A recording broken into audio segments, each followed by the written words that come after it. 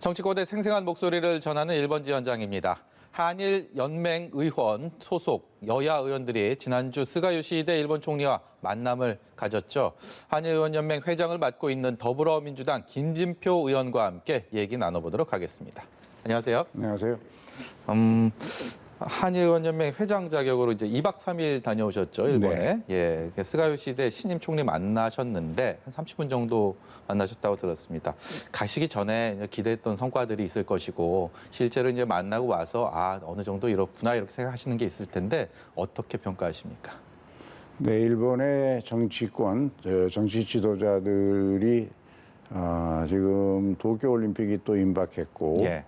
징용공 문제도 현금화 조치가 이제 시한이 다가오니까 이제는 더 이상 이걸 내버려 둬서는 안 되겠다. 네. 어떤 방법으로든지 이걸 해결해야 된다. 이런 한일 간의 지금 상당히 나빠진 이 상황을 개선해야 된다. 그래갖고 건강한 관계로 다시 돌아가야 된다. 이런 의지는 강해진 것 같습니다. 왜냐하면 스가 총리가 박지원 국정원장을 만나고 4월 뒤에 우리 일행을 똑같은 이슈로 똑같이 만났으니까 그런 것들이 반증이고요. 우리 대통령께서도 어제 아세안 플러스 3 회의에서 스가 총리를 보고 특별히 반갑습니다라고 인사한 것도 스가 총리는 아마 그런 뜻으로 받아들이지 않을까 생각합니다. 그런데 이제 스가 총리가 되는 과정에 전임 아베 신조 총리가 점 찍었다라고 말을 할 정도로 정치적으로 외교적으로 그 모든 면에서 너무 닮았다라는 평가들이 많지 않았습니까? 그렇기 때문에 아베 신조 전 총리 시절에 한일 관계가 워낙 안 좋았기 때문에 크게 변하겠어? 이런 생각하시는 분들 많으셨을 텐데 직접 만나 뵙고 오니까 좀 변할 여지가 있을 것 같습니까? 한편 이제 아베보다는 스가 총리가 더 현실적이고 더 신중하다 그런 평가는 받는 것 같습니다. 다만 이제 아직은 총리가 된 지 얼마 안 됐고 그 자기 스스로의 독자적인 지지 기반도 확실치 않으니까 아직은 조심스러운 입장이겠지만 그러나 도쿄올림픽을 내년 7월에 성공시켜야 정치인으로서 스가의 입지가 굳어질 거고 도쿄올림픽 성공에는 어제 문재인 대통령도 말씀하신 것처럼 방역올림픽은 한국의 도움이 필요하죠. 또 교류협력을 다양하게 강화해서 올림픽 붐을 만드는데 한일의원연맹이 앞장서겠다. 같이 하자. 이제 일본 의원들 보고 한 것도 스가 총리가 굉장히 고맙게 생각하더라고요. 그리고 올림픽 성공을 위해서 꼭 필요한 것이 북한을 설득해서 참여케 하는 거거든요. 우리 2018년 2월 평창 동계올림픽 직전까지도 북한이 계속 핵실험, 미사일 발사 이래가지고 유럽의 몇 나라들이 한국에 안보 문제가 있어서 안 가겠다, 시큐리티 문제가 있어서 안 오겠다 이런 얘기까지 있었잖아요. 그런 점도 일본 생각하겠죠. 그런 점에서는 이제 여러 가지 여건과 분위기가 무르익었기 때문에 스가 총리도 이런 점들을 종합적으로 고려해서 좀 한일 현안 문제를 해결해야 되겠다 하는 생각이라고 믿습니다. 북한 얘기를 자연스럽게 올림픽 얘기로 말씀을 하셔갖고 일본 국내 정치 측면에서는 북한의 납치자 문제가 항상 해결되지 않은 과제였기 때문에 일본의 정치 지도자들은 이 납치자 문제 해결을 위해서 북일 정상회담의 필요성에 대해서 정도는 다르지만 지속적으로 얘기를 해오지 않았습니까? 지금 스가 총리가 과연 김정은 위원장과의 정상회담이 과연 가능할 것인지 이런 문제를 풀기 위해서 특히 그게 북핵 문제랑도 연관이 돼 있고 이런 과정에 또 우리 문재인 대통령과 우리 정부의 역할을 좀 당부한 게 있는지 관련 대화를 나누신 게 있으신지도 좀 궁금하거든요. 그 스가 총리가 납치자 문제 등 해결하기 위해서 김정은 위원장 만나고 싶겠죠. 그러나 그것은 우리 문재인 대통령과 먼저 만나서 이런저런 문제들을 논의한 뒤에야 가능한 얘기 아니겠습니까? 그거를 스가 총리 잘 알고 있고요.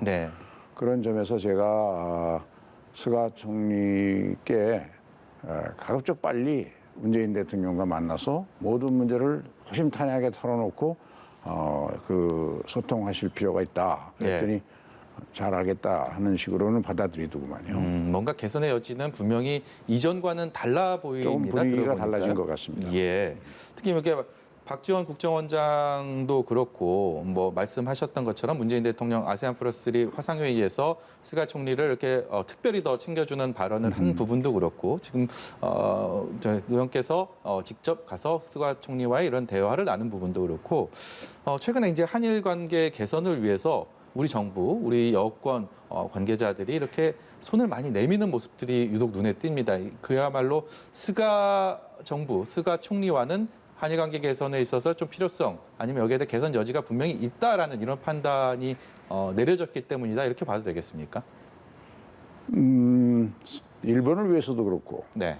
우리를 위해서도 그렇고 또 미국의 바이든 새 행정부가 이제 들어서게 되면 더욱더 한미일 이 삼각 동맹의 중요성을 강조해 온 바이든이시니까 예. 그런 점에서도 이거는 한일 관계 개선은 반드시 필요하다라는 인식을 우리뿐만 아니라 일본 정치권에서도 하고 있다고 저는 믿습니다. 이 한일이 이렇게 꽤 오랜 시간 이렇게 등을 돌리고 평행선을 긋게 된 것은 일제시대 강제징용 문제 여기에 대한 배상 판결 이후에 급격하게 이제 등을 돌리게 됐는데 이 문제에 대해서 양국이 그동안은 접점을 찾지 못했습니다. 근데 조금씩 좀 이 타협점을 찾는 방향으로 가고 있다 이렇게 볼 여지가 있을까요? 사실 이 문제는 양국의 기본 입장의 차이가 워낙 커서 예. 쉽게 접점을 찾기가 해법을 찾기가 쉬운 일은 아니었습니다. 잘 아시는 것처럼 일본은 1965년 청구권 협정으로 한일의 모든 채권 채무는 민간 것도 다 청산이 됐는데 네. 한국 대법원이 잘못된 판례를 내보내서 한일 관계를 나쁘게 만들었으니까 한국이 알아서 해법을 제시해라 이런 입장이고요. 예.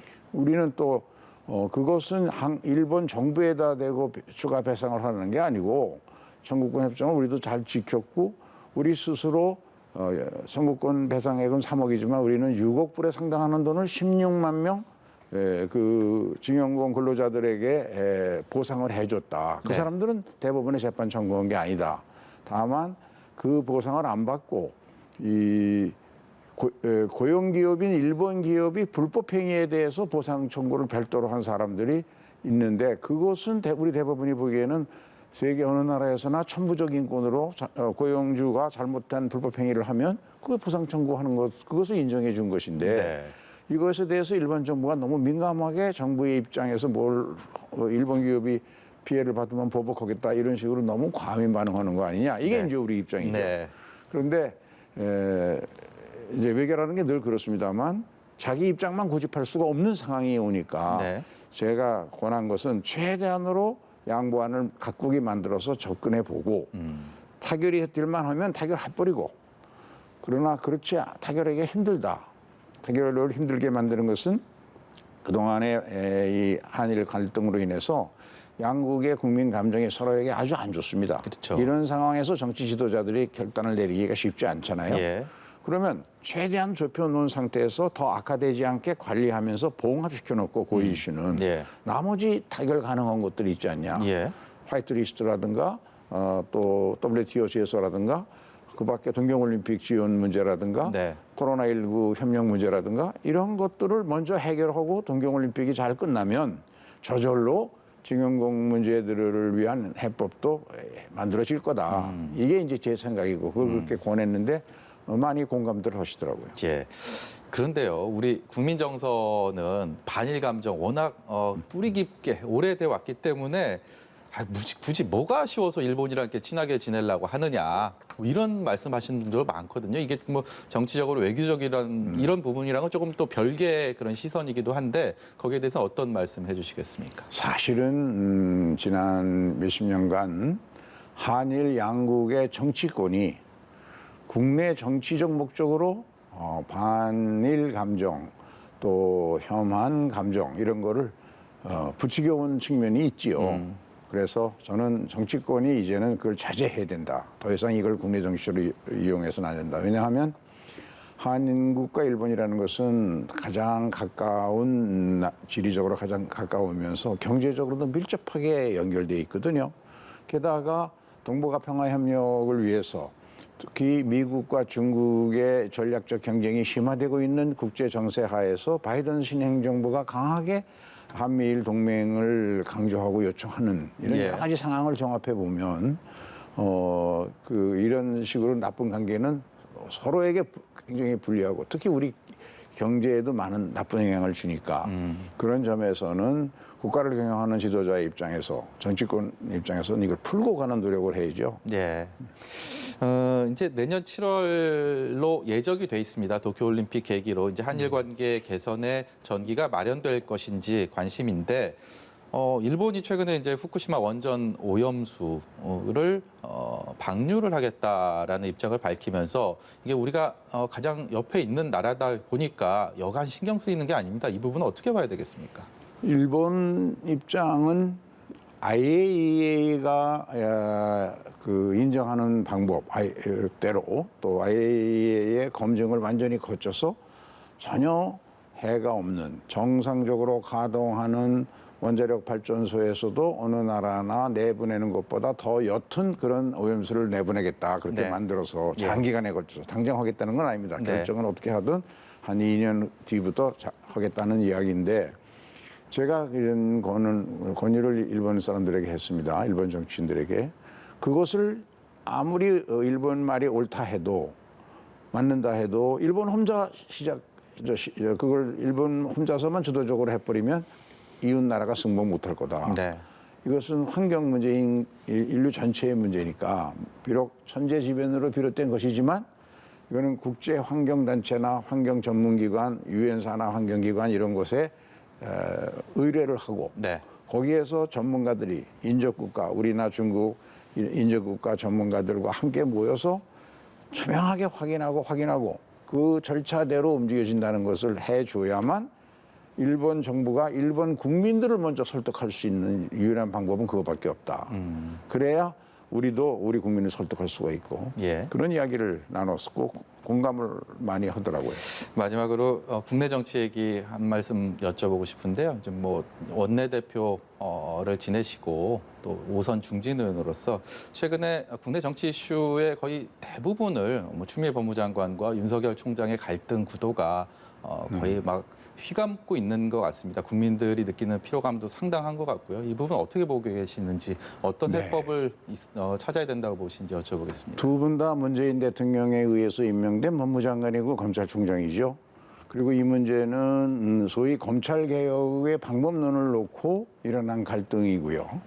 그런데 중요한 것은 두 사람이 각각 말이 아무리 논리적이 옳다 할지라도 이제는 좀 자중해야 된다. 국민들이 어떻게 받아들이는가. 예.